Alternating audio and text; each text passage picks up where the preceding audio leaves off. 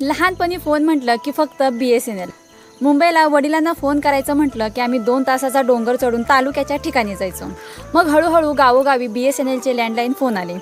आता 2000 साली आलेली BSNL कंपनी ही 2008 ते 2009 पर्यंत प्रॉफिटेबल कंपनी होती. मग 2009 ते 2010 साली असं काय झालं की तेव्हापासून ते आजपर्यंत BSNL ही लॉस मेकिंग कंपनी झाली आहे. आता बॉर्डर एरियामध्ये कोणी टॉवर बसवायला तयार नव्हते.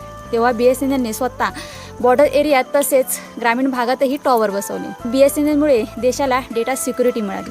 आता आम्हाला 2014मध्ये अशी अपेक्षा होती की BSNL रिवाईव्ह करेल, पण तसं काही झालं नाही. या उलट आमच्यावरती खाजगी कंपन्यांचा भडीमार करण्यात आला.